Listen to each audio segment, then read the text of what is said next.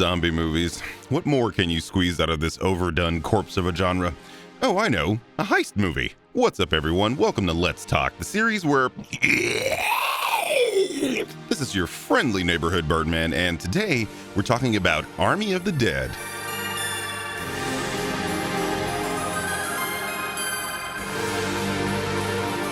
So, Army of the Dead is, you guessed it, a zombie movie. But the twist is, it's also a heist movie, which makes it fairly original, I'd say. The story centers on an outbreak in Las Vegas that was caused due to a rogue blowjob. A super zombie escapes, infects the entire city within a few weeks, and our hero, after making it out of the city, is visited by Scorpion from Mortal Kombat and drawn into a job that requires him to assemble a team and go back into the city and recover a large sum of money before the city is destroyed by a nuke.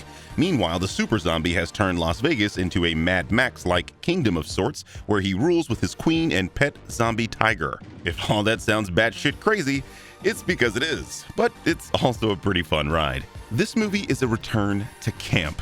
The good kind of camp that reminds you of what the inside of a cheap Halloween mask smells like. You know, a B-movie. Nothing that happens in this movie makes any logical sense, but you're having too much of a good time to notice. This is what I'm asking you for, Zack Snyder. Just have fun making a movie, man. And I gotta tell you, when Zack is having fun, we all are. If my synopsis of this film's plot hasn't turned you off, good, because this is a pretty entertaining flick, and I'd hate for zombie or Zack Snyder fans to miss it. Don't get me wrong, there are more than a few tired cliches in this film, but the plot itself and the way Zack treats zombie lore reminds me a lot of George A. Romero's way of subverting your expectations and giving an analysis of culture. In many ways, this film feels like an evolution of Day of the Dead, because this film has relatively intelligent zombies in addition to the slow, shambling type.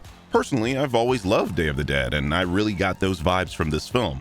The cast is okay, with the obvious standout being Dave Bautista. I like that Dave has come into his own as an actor with his performances in the Blade Runner series and even Stuber, and his performance here is somewhere in between those two movies. There's a smoldering seriousness with a tinge of humor to his character that I thought worked really well. Everyone else feels kind of one note, being a list of cliche archetypes that aren't interesting enough to mention outside of the German safecracker who got a few chuckles out of me. I have to give special mention to the opening credits of this film, which seems like a weird thing to do because opening credits aren't usually something worthy of praise, and they're usually over before anyone other than Jeremy of CinemaSins begins to care. But the opening credits do an incredible job of giving the audience the backstory without overstaying its welcome.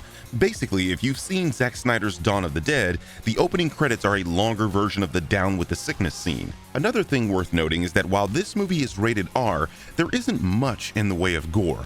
Now, don't get me wrong, there is gore in this film, but there was much less of it than you would expect in a zombie flick. Personally, I don't mind this approach, as when the gore does show up, it actually affects you more. If a movie is constantly blowing things up and exploding heads, then you get desensitized to it and it's no longer effective. Here, the gore is going to make a lot of people squirm, and I have to give the movie praise for that. On the negative side, it's, like I said, nearly every character in this movie is one note. The majority of them aren't given any real depth, so when shit starts hitting the fan, you kinda don't care. Someone gets their jaw pulled off? Well, I didn't even know his name. Some dude gets bitten? Who gives a shit? They're not all throwaway characters, of course, but when character deaths begin to happen, I'd have a hard time believing anyone would really care. The ending of the film isn't exactly great either. I remember going, really? During the film's climax, but your mileage may vary. I'd also like to mention that this movie is 2 hours and 28 minutes. This might be overly long to some people, but I personally couldn't find a moment where the story should be trimmed, so I was okay with the length. This is the opposite of Zack's Justice League, where I could point out a ton of moments that should have been cut.